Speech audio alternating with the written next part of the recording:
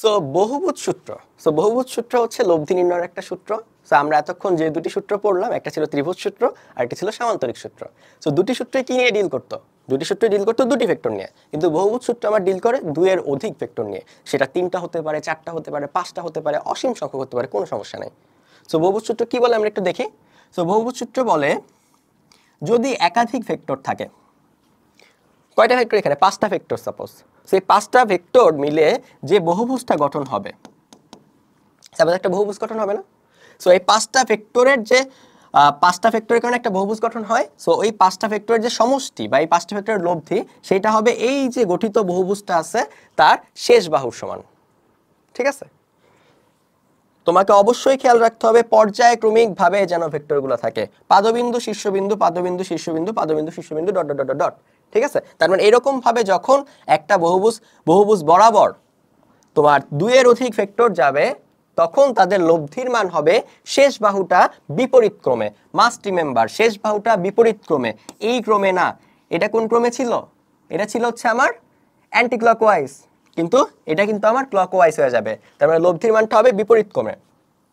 So এই জিনিসটা মনে রাখার জন্য আরেকটু ইজি ব্যাপার আছে, সেটা হচ্ছে ভেক্টর আসলে কি নিয়ে ডিল করে সেটা আমাকে বুঝতে হবে। ভেক্টর আসলে ডিল করে এভাবে যে তুমি কোথায় যাচ্ছ, কিভাবে যাচ্ছ ম্যাটার করে না। তুমি আগে ছিলা কই, তোমার উৎপত্তি কই হইছে? এখানে হইছে উৎপত্তি, তাই না? এটা হচ্ছে আদি অবস্থা। এখন আসো কই তুমি? এখানে আসো। সো ভেক্টর যেটা বলে তুমি যেভাবেই যাও না কেন, আমি জাস্ট কাউন্ট করব আদিতে কই ছিলা, শেষে কই আসো। তার মানে লব্ধির দিক হবে আদি থেকে শেষের দিকে অলওয়েজ।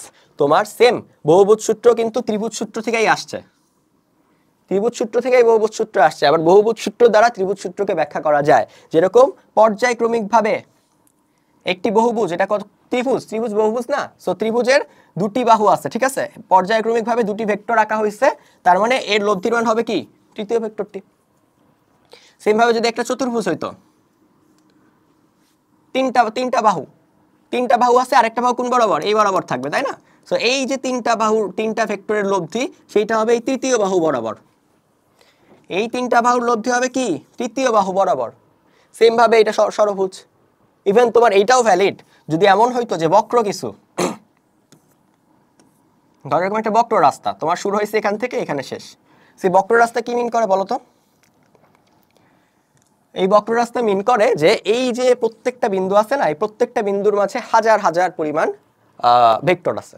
তার মানে এই বক্র যে রাস্তাটা, এটা হচ্ছে মূলত অসীম সংখ্যক বহুভুজের বা ভুজের সমষ্টি। ঠিক আছে? তার মানে এটা এমন একটা বহুভুজ যার বাহু সংখ্যা অসীম। সো আলটিমেটলি আমরা যদি এটাকে ক্ষুদ্র ক্ষুদ্র ভেক্টর কল্পনা করি, সেক্ষেত্রে এটা একটা বহুভুজ হয়ে যাবে। আর তখন আমার আলটিমেটলি বহুভুজ সূত্রানুযায়ী কি হবে? লব্ধির মান হবে এইটা, আদি থেকে শেষ অবধি। সেম কেস এখানে, এটা একটা বহুভুজ কল্পনা করা যায় অসীম সংখ্যক বাহুর। সো এর লব্ধির মান হবে আদি থেকে, উৎপত্তি স্থল থেকে বহুভুজের এই যে শেষ বাহুটা বিপরীত ক্রমে। এটা ছিল এই ক্রমে, তো শেষ বাহুটা হবে বিপরীত ক্রমে। এটাই হচ্ছে কাহিনী। খুবই ইজি ব্যাপার, এটা জটিল কিছুই না। সো আমরা ব্যাপারটা আই গেস বুঝতে পারছি। সো এখন আরেকটা বিষয় দেখি যে আসলে বহুভুজ সূত্রটা আসলো কেমনে। তোমাকে অনেক সময় প্রমাণ চায় না, বাট একটু জানা ভালো। সো খুবই ইজি ব্যাপার, কঠিন কিছুই না। সো বহুভুজ সূত্র প্রমাণের জন্য আমাকে যেটা করতে হবে যে দুটো করে আমার ত্রিভুজ, দুটো ভেক্টরের উপর ত্রিভুজ সূত্র অ্যাপ্লাই করতে হবে। একটা ভেক্টর। সো এই উপরেরটুকু ভুলে যাও, উপরেরটুকু ভুলে গেলে কি থাকে? দুটো ভেক্টরের উপর ত্রিভুজ সূত্র পড়ে না? সো আমরা ত্রিভুজ সূত্র ফালাই দিই, ত্রিভুজ সূত্র পড়ে গেছে। তার মানে কি? এই দুইটা ভেক্টরের লব্ধি হচ্ছে এইটা। আর যখন আমি লব্ধি করি, মাস্ট রিমেম্বার, যখন আমি লব্ধি করি তখন কিন্তু এই ভেক্টর দুইটার এক্সিস্ট করে না, কারণ আমি এই দুইটা ভেক্টরের বদলে একটা ভেক্টর রিপ্লেস করে ফেলছি, তাই না? ব্যাপারটা আবার খেয়াল করো, আমরা যেটা করতেছি, দুটি ভেক্টরের বদলে, এই যে দুটি ভেক্টরের বদলে এদের লব্ধি নিয়ে আসতেছি, লাল যে ভেক্টরটা। আর যখন আমি লব্ধি নিয়ে আসছি তখন কিন্তু এই দুইটা ভেক্টর এক্সিস্ট করে না, এরা গায়েব। এরপরে কি করব? দুইটা ভেক্টরের বদলে একটা ভেক্টর চলে আসছে। এবার এই দুইটা ভেক্টর, এইটুকু যদি তুমি বাদ দাও, দুইটা ভেক্টর না এখানে। সো এই দুইটা ভেক্টর আবার ত্রিভুজ সূত্র পড়ে না। সো এখন আমি আবার ত্রিভুজ সূত্র নিয়ে আসি। এবং এই দুইটা ভেক্টরের মধ্যে রিপ্লেস করব কি নীল একটা ভেক্টর দিয়ে, এবং যখন আমি রিপ্লেস করি তখন কি এই দুইটা ভেক্টর থাকে? এই দুইটা ভেক্টর কিন্তু তখন থাকে না। তো এই দুইটা ভেক্টরকে আমরা সরায় ফেলি। সেম এখন আবার দেখো এই দুইটা বাদ দিলে কি, এই দুইটা বাদ দিলে আমার দুইটা ভেক্টর থাকে। সো এখন আমি আবার সেম টু সেম ভাবে আবার ত্রিভুজ সূত্র অ্যাপ্লাই করব এই দুইটার উপর। সো আলটিমেটলি আমার ত্রিভুজ সূত্র যাবে এখানে। আর যখন আমি ত্রিভুজ সূত্র অ্যাপ্লাই করব তখন কি এই দুইটা ভেক্টর থাকবে? এই দুইটা ভেক্টর কিন্তু থাকবে না। সো আলটিমেটলি দেখো এখন অলরেডি আমার একটা ত্রিভুজ সূত্রে কনভার্ট হয়ে গেছে, যে আমার সবুজ একটা ভেক্টর আছে, সাদা একটা ভেক্টর আছে একই ক্রমে, তার মানে বিপরীত ক্রমে আরেকটা বাহুই হবে হচ্ছে আমার লব্ধির মান। সো আলটিমেটলি জিনিসটা খুব ইজি ভাবে চলে আসলো জাস্ট পর্যায়ক্রমিকভাবে ত্রিভুজ সূত্র অ্যাপ্লাইয়ের মাধ্যমে। সো এইটাই বহুভুজ সূত্র, মূলত ত্রিভুজ সূত্র থেকে আসে। আবার বহুভুজ সূত্রের মাধ্যমে ত্রিভুজ সূত্র, চতুর্ভুজ সূত্র বা বক্ররেখার যে কাহিনীটা সেটাও ব্যাখ্যা করা যায়। সো আই গেস ব্যাপারটা আমরা বুঝতে পারছি। সো আমরা এই জিনিসটাকে একটু ছোট করে সাইডে নিয়ে যাই।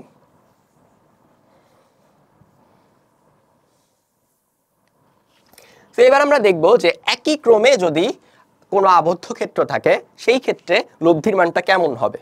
সো একই ক্রমে মানে কি? একই ক্রমে মানে সাপোজ ত্রিভুজের ক্ষেত্রে এটা একটা ভেক্টর, এটা একটা ভেক্টর, এটা একটা ভেক্টর, একই ক্রমে আছে, তিনটা ভেক্টরই কিন্তু অ্যান্টি ক্লকওয়াইজ আছে। সো এই ক্ষেত্রে লব্ধির মান কত হবে? পাবো এই ক্ষেত্রে লব্ধির মান কত হবে? সো আমি একটু আগেই বলছি যে লব্ধি মানে ভেক্টর কিন্তু জানে না আসলে তুমি কোন কোন ভেক্টর কখন কখন অ্যাপ্লাই করতেছো, সে শুধু জানে যে তুমি আগে কই ছিলে এখন কই আসো। সো আগের থেকে শেষের দিকে যদি তুমি একটা টান দাও যে ডাইরেকশনটা পাবা ওইটাই হচ্ছে লব্ধির মান।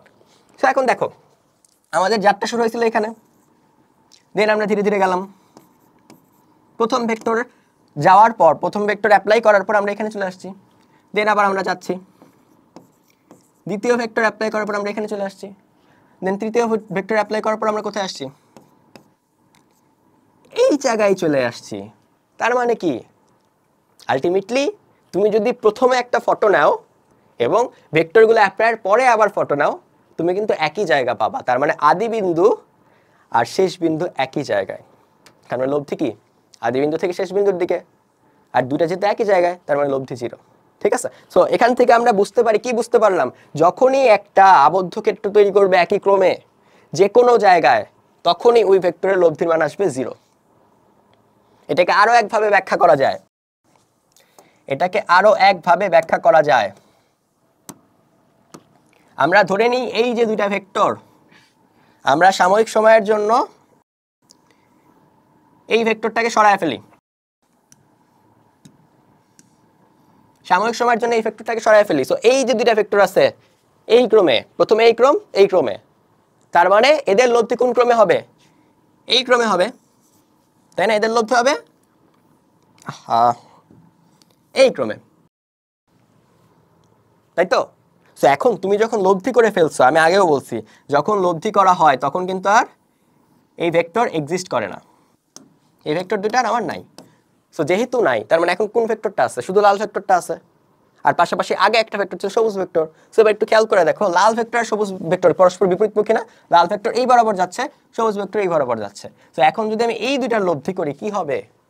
দুটি বিপরীত ভেক্টরের লব্ধি করলে কোন ভেক্টর পাওয়া যায়? শূন্য ভেক্টর পাওয়া যায়। আমরা এটা করে আসছি, দুটি বিপরীত ভেক্টরের লব্ধি করলে শূন্য ভেক্টর পাওয়া যায়। সো তুমি যদি এইভাবেও ভাবো, আলটিমেটলি তোমার রেজাল্ট 0 দিবে।